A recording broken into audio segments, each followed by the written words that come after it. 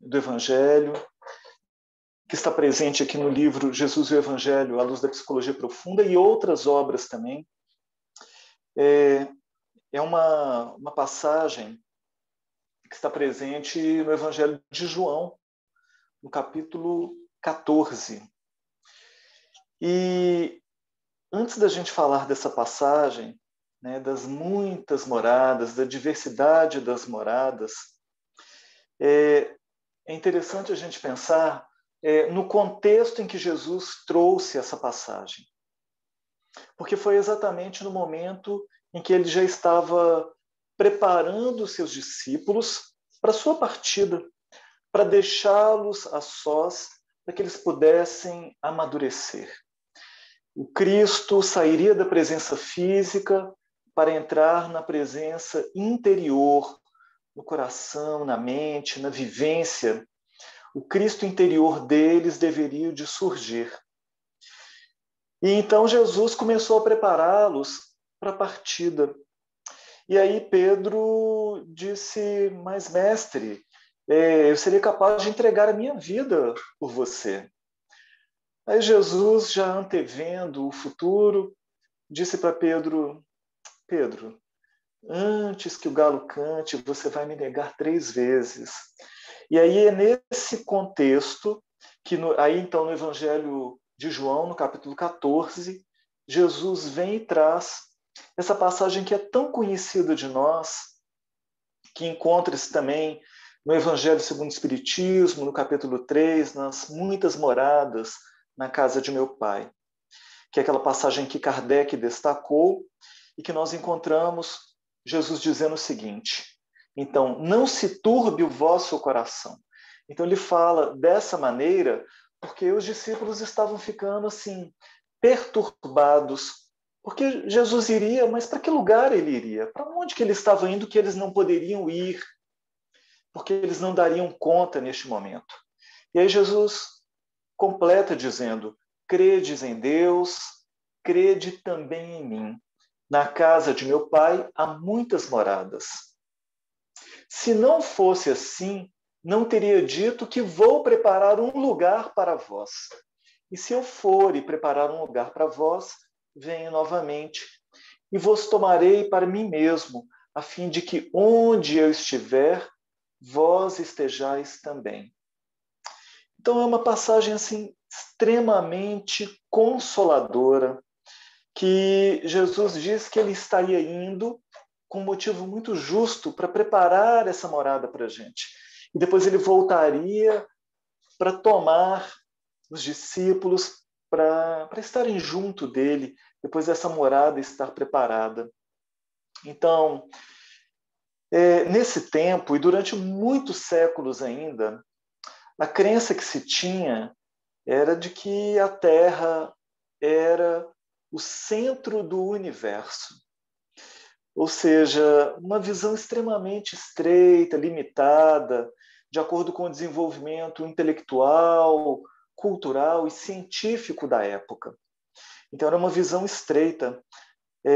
Num tempo que se acreditava que as estrelas também eram furinhos no pano celeste, Jesus já trazia essa visão muito mais ampla da diversidade das moradas.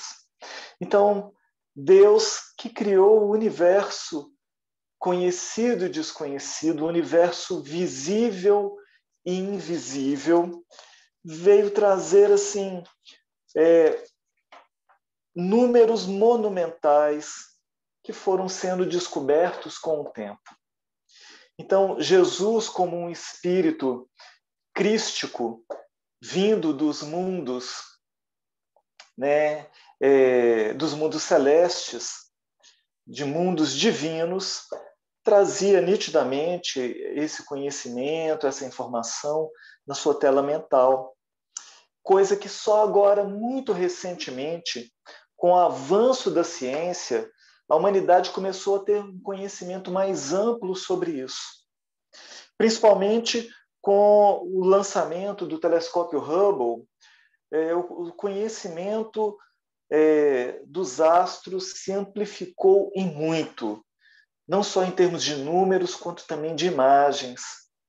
E aí, então, a gente pôde verificar o quanto o universo ele é imenso, o quanto são maravilhosos os astros, o quanto são...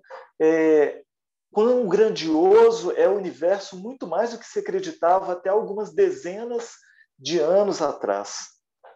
Então, acreditava-se que na nossa Via Láctea, que é onde a Terra, o nosso sistema solar se encontra, que já se sabe que a Terra não é o centro do universo, mas o Sol é o centro do nosso sistema solar e que a Terra é apenas um desses planetas. E que para cada sistema solar nós temos neste turbilhão planetas que representam os diversos graus de escalas evolutivas.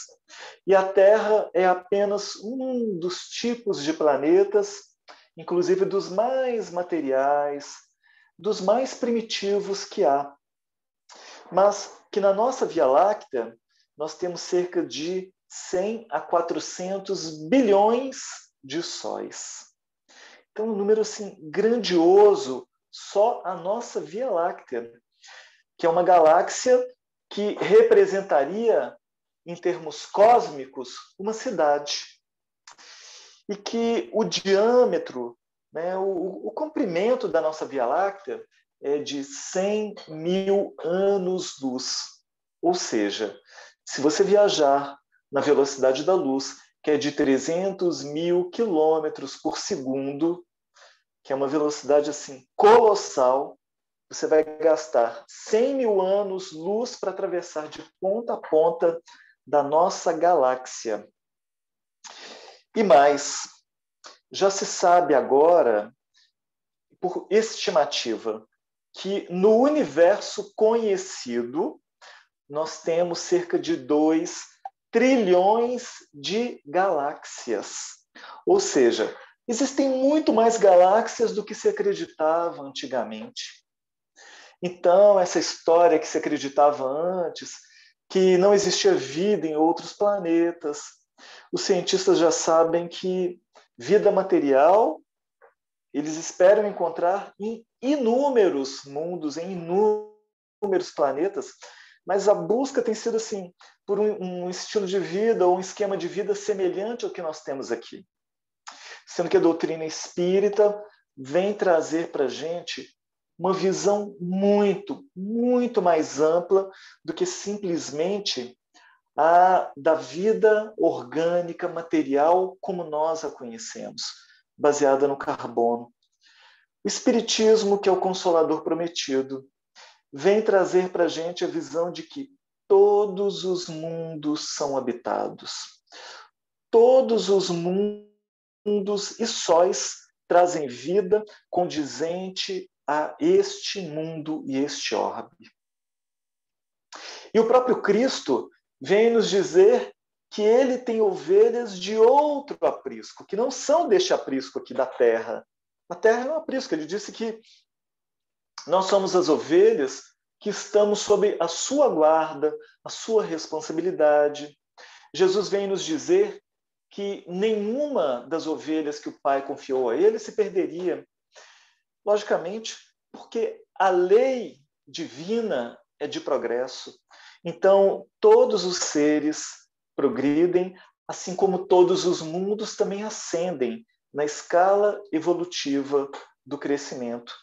E aí, então, a benfeitora espiritual Joana de Ângeles, nessa obra fantástica, Jesus e o Evangelho, a luz da psicologia profunda, vem nos dizer que quando Jesus se referiu a essa passagem, de que ele tem outras ovelhas que não são desse aprisco, ele estava se referindo a Buda, Krishna, Hermes Trismegisto, Confúcio, Lao Tse, que são espíritos extremamente nobres, que vieram como missionários aqui semear as verdades divinas, preparando o próprio solo do planeta para a mensagem do Evangelho viva na figura do Cristo. Então, são discípulos do Cristo diretamente ligados a ele. mas vindos de outros orbes, de outros mundos. Colaborar aí na Terra, né, no trazer essas verdades divinas. Então, Joana de Ângeles vem nos esclarecer quanto a isso. Quem são essas outras ovelhas? Que outros mundos são esses? Será que o Cristo também governa outros planetas, outros orbes?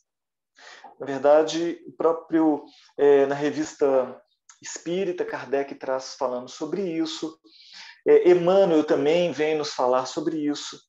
E o Cristo, Jesus, é o Cristo do nosso orbe, responsável pelo nosso mundo desde a formação dele, nos preparando essa aldeia global, essa terra, bendita casa nossa, para a nossa vinda, para a chegada dos seres humanos, que eram as criaturas capazes de compreender a Deus. Então, a formação do orbe terreno foi feita para este momento, já previsto desde o início da sua formação, na condição perfeita para o surgimento da vida, conforme a necessidade das lições deste mundo, que já foi um mundo primitivo no passado, é um mundo de provas e expiações na atualidade, se encaminhando aí para ainda um progresso na escala dos mundos, para um mundo de regeneração, mas cujo objetivo é ser um mundo ditoso ou feliz, dentro da programação do planeta. Então, dentro desse tema das diversidades das moradas, nós temos essa visão de mundos físicos e espirituais. E aí, então, no livro Obreiros da Vida Eterna, do benfeitor espiritual André Luiz, nós temos um capítulo maravilhoso que se chama O Sublime Visitante. Quando André Luiz, no Santuário da Bênção, tem a oportunidade e a honra de participar de uma conferência onde um espírito muito, mas muito nobre se materializa para trazer lições sublimadas para aquele grupo de entidades espirituais que estavam se preparando para as suas primeiras missões aqui na crosta planetária. E aí, essa entidade que se materializa lá, Asclépios, se materializa numa caixa análoga ao vidro, onde aqueles espíritos lá, diretores daquela reunião ali, juntamente com toda a sua assistência, criaram uma paisagem com vida ali dentro, né, composta de um lago, uma árvore, céu, nuvens, e deram vida a tudo isso, flores. E Asclépios, então, se materializa ali dentro, apresentando uma figura de um ancião, vestindo uma túnica que parecia ser de cultos antigos, e ele trazia um pergaminho na dobra de suas vestes. E esse pergaminho, o que ele tinha? O Evangelho. E Asclépios, então, ensina maravilhosamente bem a todos ali, e André Luiz não se permite trazer o que Asclépios disse. E eu fiquei extremamente curioso, por que André Luiz não pelo menos tentou trazer para que a gente pudesse ter acesso a esse ensinamento de Asclépios, esse espírito tão nobre. E aí, depois que ele trouxe a sua preleção, algo extremamente objetivo e direto, porque os espíritos nobres têm essa capacidade de síntese, falam profundamente, falam muito brevemente, com poucas palavras, eles são sucintos, é uma capacidade dos espíritos nobres. E aí Asclépios abriu para as perguntas, e aquelas entidades lá, pertencentes àqueles grupos que viriam nas suas primeiras missões aqui, começaram a formular perguntas com dúvidas em relação aos anseios que eles traziam, normais, pela inexperiência, mas com boa vontade. E Asclépios respondeu a todos com versículos pontuais do Evangelho e explicações diretas. O método de explicação e de ensino de Asclépios era baseado no Evangelho. E dizia ele que somente o Cristo tem respostas objetivas para cada uma das nossas dúvidas, das nossas questões. E aí, então, quando Asclépios se despediu, todos com lágrimas nos olhos, André Luiz pediu permissão, foi até Cornélio, o benfeitor espiritual responsável por aquela assembleia, para tirar dúvidas a respeito de Asclépios. E André Luiz, então, pergunta se Asclépios representa o mais alto grau de evolução que um espírito é capaz de alcançar. E o benfeitor, então, sorri da ingenuidade de André Luiz e diz que é verdade, que nós ainda teremos que caminhar muito para alcançar as pegadas de Asclépios. Que Asclépios é uma entidade tão nobre, que somente se faz visível aqui na crosta do planeta, ou seja, somente reencarna a cada 500 ou 800 anos, mas em missão de grande benemerência. Mas que Asclépios é um espírito ainda vinculado ao nosso orbe, representa as diretrizes do planeta, mas entidade ainda vinculada ao nosso planeta. E que acredita ele que Asclépios aspira a fazer parte das comunidades humanas que conseguiram ser aceitas em Júpiter ou Saturno, que são os planetas de maior grau de evolução espiritual do nosso sistema solar.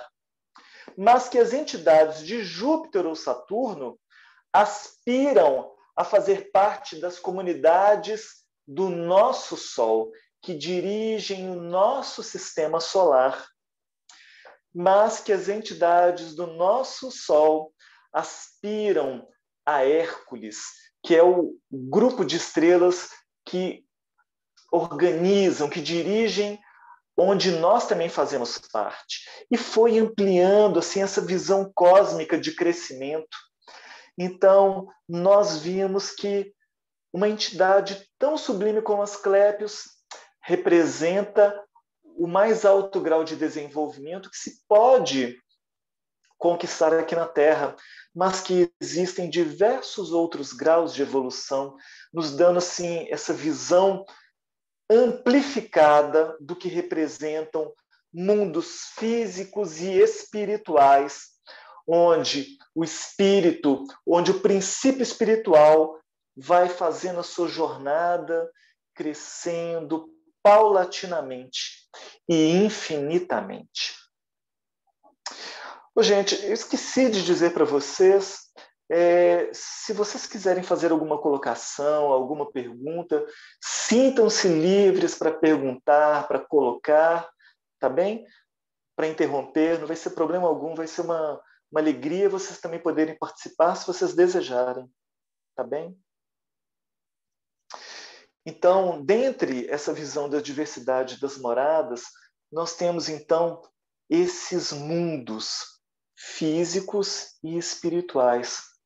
Mas nós temos também a visão das diversas esferas espirituais, onde nós temos como referência do próprio livro Obreiros da Vida Eterna as esferas espirituais que André Luiz veio nos trazer nas suas obras referentes à vida espiritual, que começou com o livro Nosso Lar. E no próprio livro Nosso Lar nós tivemos já notícias de algumas esferas. A esfera onde André Luiz estagiou após a sua desencarnação, que é a região chamada de umbral. André Luiz, quando desencarnou, ele estagiou por 8 anos no umbral. E assim que ele teve condição de ser recebido, ele foi levado para uma outra esfera dentro do umbral, chamado umbral fino, onde estava localizada a colônia espiritual de Nosso Lar. E a colônia espiritual de Nosso Lar, para nós, aqui da Crosta, representa o estilo de vida que será vivido na Terra, quando a Terra for um plano de regeneração. É referência para nós de evolução, é referência para nós de estilo de vida, é referência para nós de mentalidade e de entendimento. E eu já escutei de algumas pessoas que dizem, não, mas o livro Nosso Lar já está desatualizado, porque ele foi escrito na década de 1945, 40, foi na época da Segunda Guerra Mundial, já estão desatualizados aqueles ensinamentos de André Luiz. Não estão desatualizados. Como é que pode estar ultrapassada uma coisa que nós ainda nem alcançamos?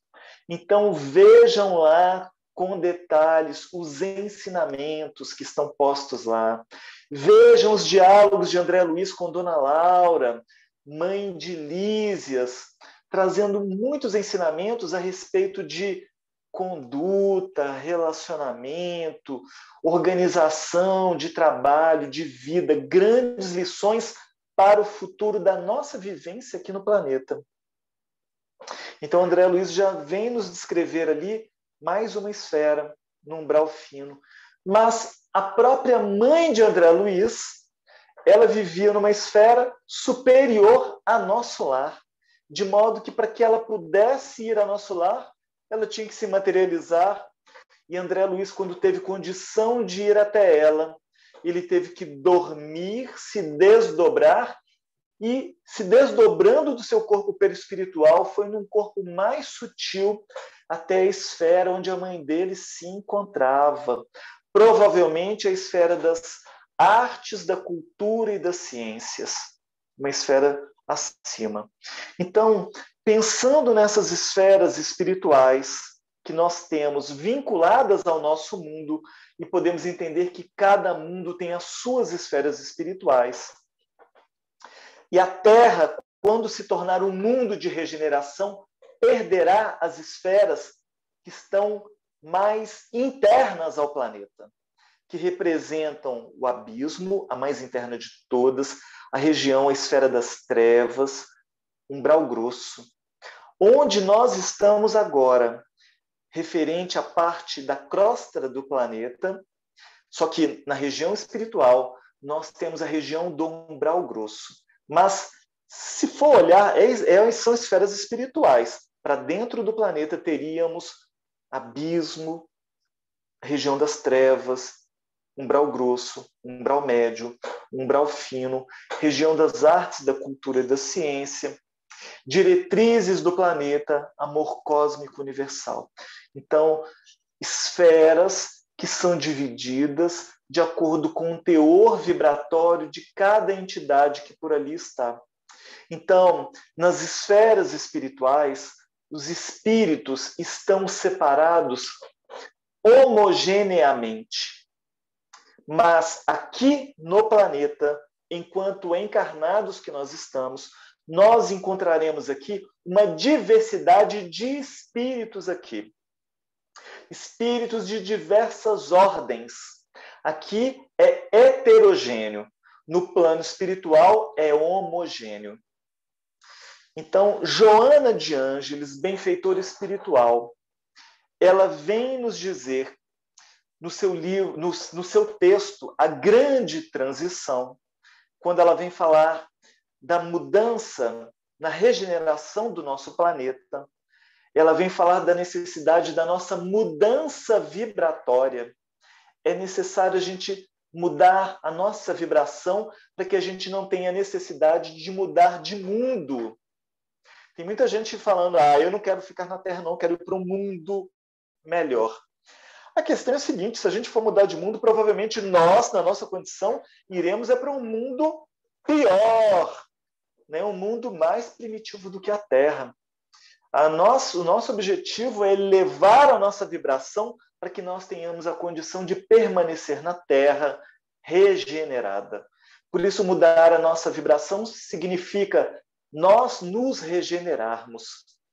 Então, nós encontramos essas diversidades de esferas espirituais. Aquilo que nós encontramos no livro Paulo e Estevão, que também consta no Evangelho, quando Paulo fala que ele foi arrebatado até o terceiro céu. E aí, então, no livro Paulo e Estevão, nós encontramos o encontro dele com Abigail e com Estevão, num desdobramento que ele teve, e então teve a oportunidade de se encontrar com o seu mentor espiritual e com a sua amada, sua alma gêmea. Então, Paulo foi arrebatado a uma esfera superior para que pudesse se munir de forças, já que ele já estava passando ali o início das suas provas, por provas difíceis, achando que já não daria conta. E ele então se muniu de forças para levar adiante ali a vivência do Evangelho, a sua própria transformação e a divulgação do Evangelho, né, no mundo conhecido ali, onde foi possível ele pregar o Evangelho. Nós encontramos no livro Ante os Tempos Novos, de Sueli Caldas Schubert, um capítulo que fala de Inácio de Antioquia, onde a Sueli Caldas Schubert ela vem trazer uma história narrada pela benfeitora espiritual Joana de Ângeles, através de Divaldo Pereira Franco.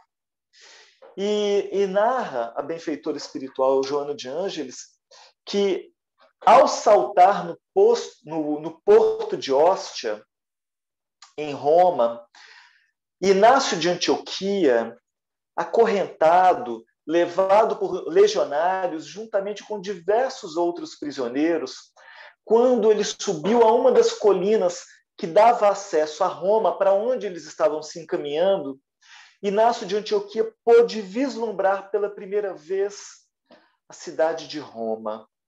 E ele então parou ali, ao quebrado que ele estava, acorrentado, ele começou a sorrir ao ver aquela cidade. E um daqueles legionários vai, de forma brutal, esbofeteia o seu rosto e diz: mas você está sorrindo? E ele então diz: sorrio. Sorrio de gáudio e de júbilo por ver que cidade maravilhosa é Roma. O seu casario, o seu mármore, as suas vias, quanta beleza nesta cidade. Por saber que se Deus dá a vós, que sois corruptos, violentos, que voais sobre os corpos vencidos dos povos, para tirar-lhes os seus bens e as vidas, se Deus permite uma cidade tão maravilhosa, o que não dará a nós que temos entregado a nossa vida em sua honra e homenagem? E o soldado diz: mas ainda esta semana você será levado ao circo para a morte. E ele diz: pois eu espero de bom grado a minha morte, para provar a alegria de entregar a minha vida em nome do Evangelho. Então, Inácio de Antioquia, na verdade, foi aquela criança que Jesus, querendo ensinar sobre quem seria o maior no reino de Deus, e Jesus disse que aquele que se fizesse o menor de todos, e tomando de uma criança que ali estava, colocou nas suas pernas magras, uma criança de 4 anos de idade, dizendo: e aquele que se fizer puro, simples, como as crianças, esse será o maior no reino de Deus. Aquela criança que Jesus colocou no colo ali, penteou os cabelos com seus dedos, era esse Inácio de Antioquia, que foi depois adotado por João, tornando-se discípulo também de Pedro e de Paulo, e do próprio João, demonstrando um grande estoicismo e coragem ao longo da sua vida. Foi esse Inácio de Antioquia que foi levado às prisões, aguardando o momento da sua morte. E lá ele pregou por horas, falando do reino dos céus, para aqueles cristãos que estavam presos. E quando chegou o dia de serem levados ao circo para serem devorados por leões, que estavam uma semana sem comerem nada, ele ficou aguardando a própria morte. Mas acontece que os leões devoraram a todos e começaram a refugar os cadáveres, enquanto ele, que aguardava a própria morte, a morte não chegava. E aí, então, ele caiu de joelhos, dizendo: mas por que será? Eu não tenho a dignidade de morrer também, de entregar a minha vida aqui no circo? E aí ele diz: sobreviver aqui no circo é morte em vida. E aí um anjo, um espírito nobre, superior, se materializa ali na arena e diz para ele: Inácio, morrer aqui no circo, devorado pelos leões, é uma morte pequena para ti. O mestre deseja que tu vivas para provar a sua abnegação e o seu amor, para que você prove o escárnio, o abandono, a calúnia, sem delinquir.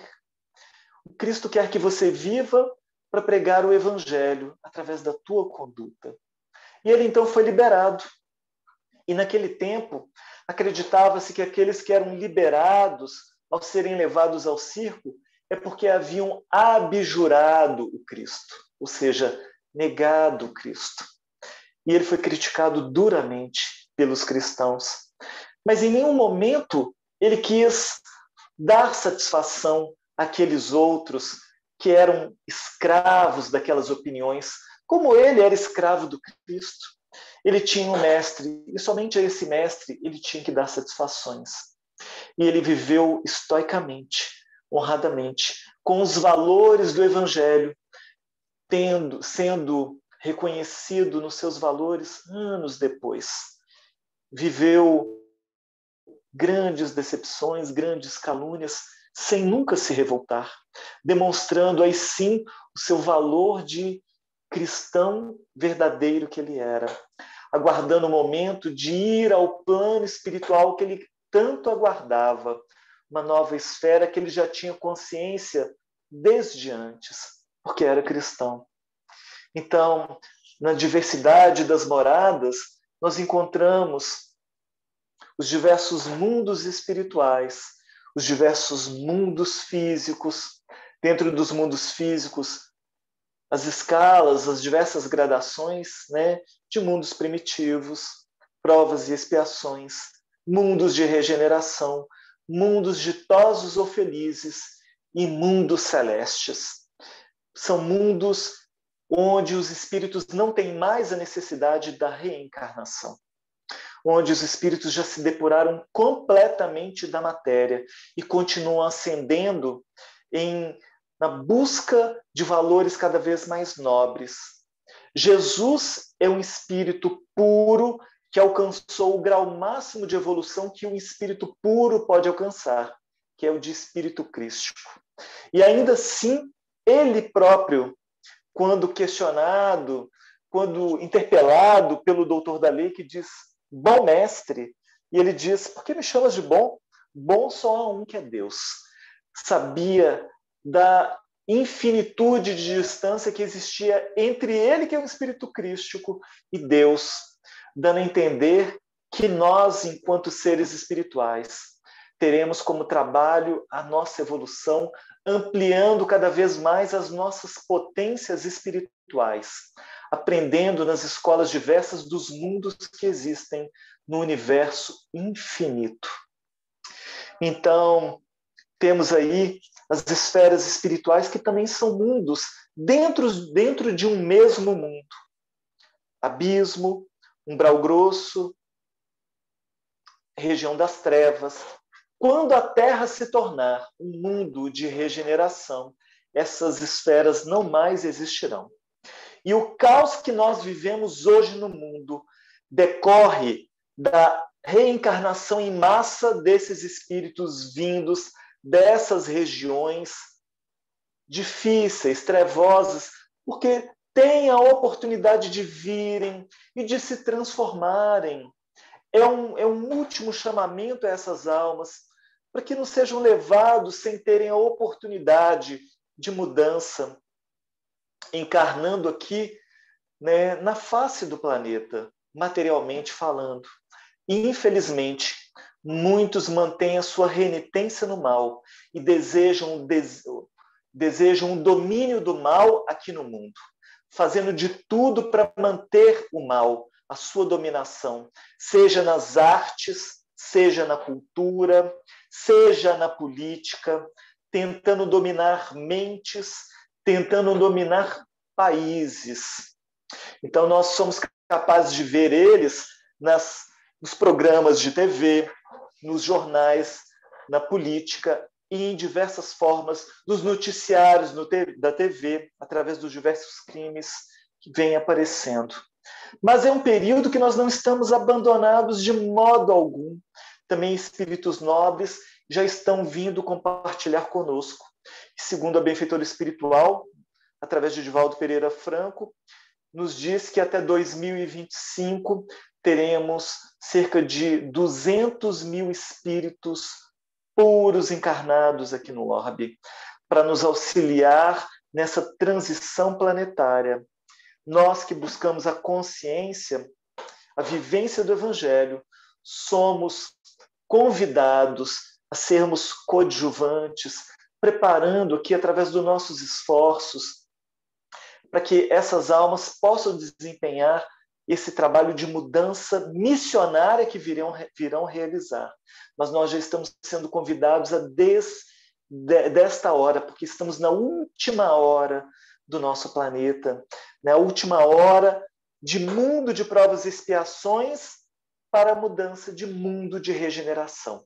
Período de transição é um período curto de tempo no planeta, apenas 200 anos. Então vemos aqui caracteres diversos aqui no meio, convivendo conosco. A velha geração com a nova geração. Dois pontos de vista diametralmente opostos. Um extremamente materialista. A marca da geração velha não tem nada a ver com a idade, tem a ver com essa visão materialista. Todos aqueles que pregam materialismo, sensualidade, domínio, visão estritamente de mundo enquanto matéria, negação total de espiritualidade, de religiosidade, são a velha geração. Vem a este mundo querendo trazer uma roupagem nova, quando aparecem nas mídias sociais, quando aparecem nos programas de TV, são os espíritos velhos. Os novos são aqueles que podem até ser idosos já, podem compor a nova geração, mas trazem o coração aberto ao Evangelho, a mentalidade nova.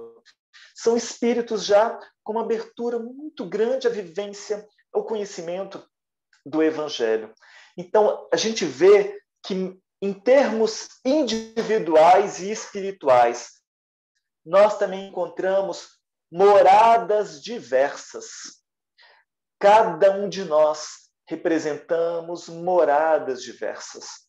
Então, tanto moradas antigas quanto novas, quanto também moradas mesmo individuais que podem oscilar com o tempo, já que céu e inferno são estados interiores. Jesus disse: o reino dos céus não vem com aparência exterior. Então, o reino de Deus é a mudança dos nossos sentimentos, da nossa mentalidade. O reino de Deus é uma morada interior de plena felicidade, pois que diz respeito a alguém que já consegue sintonizar pensamento, sentimento, palavras, conduta dentro das leis divinas. Tem o desejo de viver o bem pelo bem. Então, o reino de Deus é um estado interior onde quer que essa criatura esteja, ela levará a sua atmosfera espiritual de felicidade. Jesus, um espírito crístico, ao encarnar na Terra, criou onde ele estava este reino de paz. As pessoas se sentiam felizes na presença dele, tomadas de uma coragem, de uma segurança a tal ponto que os seus discípulos, frágeis como ainda se encontravam, se sentiam fortes e poderosos. Mas assim que Jesus foi preso e se afastou deles, eles tomaram consciência mais nítida da fragilidade em que eles se encontravam, clareando para eles o como estava essa morada interior, A semente estava lançada, mas precisava agora do esforço para sedimentar os valores do Evangelho neles. Já que o Cristo era o Evangelho vivo, o Cristo é o Evangelho vivo.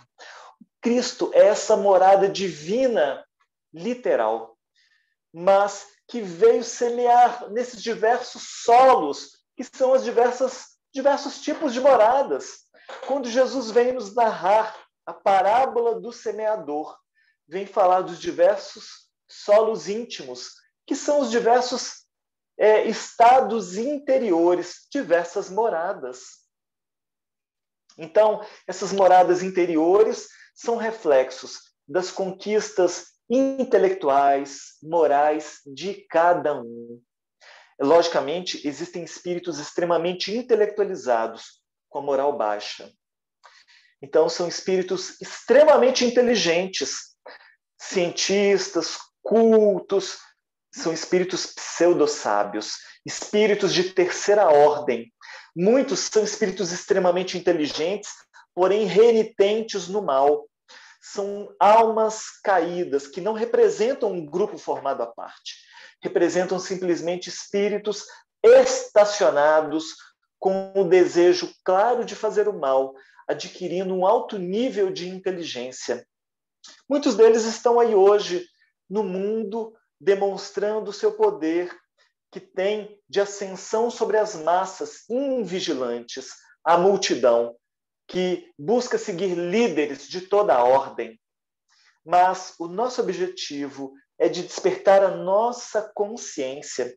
Joana de Ângeles, aqui no livro Jesus, o Evangelho, à luz da psicologia profunda, falando dessas diversidades de moradas íntimas, vem falar dos diversos níveis de consciência. Nível de consciência de sono, sem sonhos, que é um nível mais fisiológico, mais primitivo.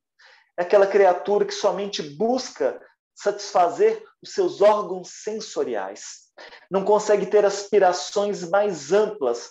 O seu desejo é de usufruir totalmente dentro da matéria, dentro do sensorial, seja através dos seus órgãos dos sentidos. São prazeres extremamente limitados e imediatos. Não consegue vislumbrar uma gratificação mais ampla, vinculada aos sentimentos mais nobres. São almas que dormem. Mas ela fala da ascensão. Espíritos que têm a consciência de sono com sonhos. Já começam a vislumbrar algo mais. Né? Já conseguem se sensibilizar um pouco mais com ensinamentos nobres, já conseguem reconhecer algo de mais nobre, mas ainda não são capazes de aplicar isso à própria vida. Por isso, consciência de sono com sonhos. É aquela criatura que, quando lê um livro com uma lição bonita, fala assim, meu Deus, mas que lição maravilhosa essa! Quando lê um livro de fundo moral, é capaz até de derramar lágrimas. Mas fica só no sonho. Quando vai vivenciar as experiências do mundo, ainda não consegue adaptar este conhecimento à sua vida. Mas existem também aqueles espíritos que não são espíritos perfeitos, longe disso, mas são espíritos que já conseguiram despertar a sua consciência. São espíritos que se esforçam para se lapidar, para melhorar, já são coparticipantes da sua própria evolução, coparticipantes com Deus, buscando conscientemente aprender, transformar os seus sentimentos, já buscam conscientemente agir no mundo de forma nobre, mesmo que de vez em quando ainda tropecem, mesmo que de vez em quando ainda caiam, mas se conscientizam rapidamente buscando se corrigirem. Não se entregam às quedas nem aos erros deliberadamente. Quando erram, erram tentando acertar. Caem porque já estão de pé na caminhada. Então, são espíritos com a consciência desperta. Mas Joana de Ângeles fala dos espíritos com a consciência cósmica. São esses espíritos missionários que vêm até aqui, nos ensinar sobre os valores nobres, sobre a divindade, sobre o que é a natureza humana real. Porque quando se fala de humanidade, geralmente as pessoas pensam, humanidade é erro. Não, humanidade é nobreza. O nosso objetivo hoje não é nos tornarmos espíritos angelicais, dentro de diversidades de mundos interiores. O nosso objetivo primeiro é de nos humanizarmos, de vivermos aqui no mundo os valores mais nobres que a humanidade já tem. Nós somente somos infelizes porque nós ainda não vivenciamos a nossa humanidade. Porque todos os seres nas escalas inferiores à nossa são plenamente felizes onde se encontram. Um átomo é feliz sendo um átomo. Um mineral é feliz sendo um mineral. Um vegetal, uma planta, ela é feliz sendo uma planta, fazendo a sua fotossíntese, se desenvolvendo. Um animal, ele é feliz dentro dos seus instintos de sobrevivência, lutando pela vida, constituindo a sua prole. Ele é feliz sendo um animal, porque ele vivencia a plenitude do que ele é. Nós somos infelizes porque ainda não vivenciamos a plenitude da humanidade. Quando estivermos vivenciando a plenitude do que é um ser humano, seremos espíritos felizes ou ditosos. O nosso objetivo é adquirir a humanidade real. Esse é o mundo íntimo que deveremos aspirar. A nossa mudança íntima, a nossa regeneração é o crescimento, é a sutileza da nossa vivência, é aspirar a sermos melhores, reconhecendo as nossas imperfeições, mas nos esforçando para crescer dentro das nossas virtudes. Amor, perdão, compreensão, inteligência, dignidade, valores nobres da humanidade. Nosso objetivo é de nos humanizarmos. Então, que a gente busque despertar cada vez mais para esses valores. O bem e o mal ainda estão presentes em nós. Nós somos um misto de materialidade e espiritualidade. Mas o nosso objetivo é de irmos nos espiritualizando cada vez mais e irmos nos desvencilhando cada vez mais da materialidade. Evoluir significa se tornar menos egoísta. Então, quando o mundo de hoje faz convites diretos para as pessoas serem cada vez mais egoístas, isso daí significa aprisionamento na retaguarda evolutiva. Nosso objetivo de evolução é nos tornarmos cada vez menos egoístas. Esse deve ser o nosso foco, o nosso trabalho consciente de evolução.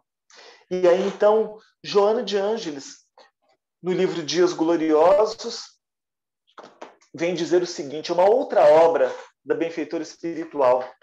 Ela tem um capítulo que se chama Pluralidade dos Mundos Habitados.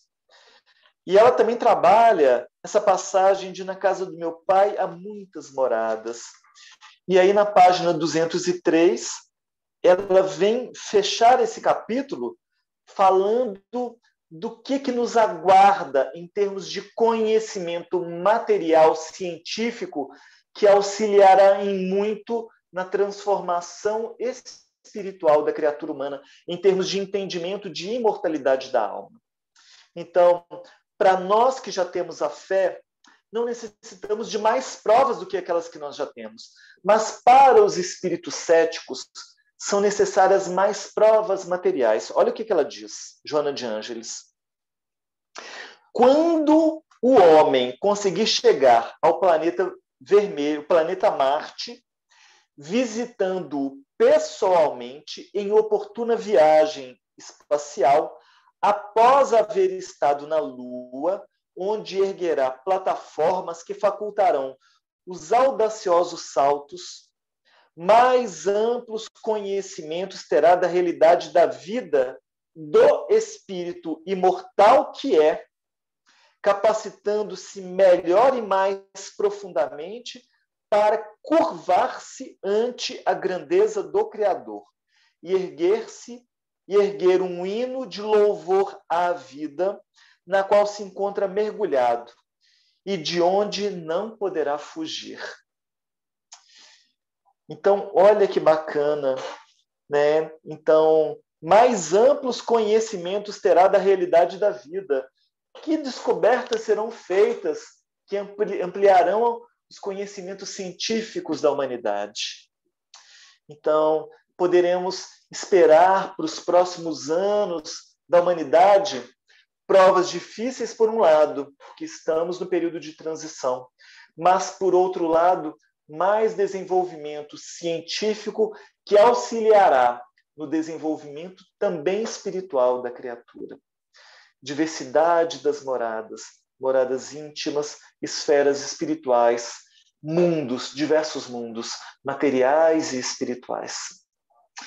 Então é isso, gente. Ninguém interrompeu, ninguém falou nada. Como é que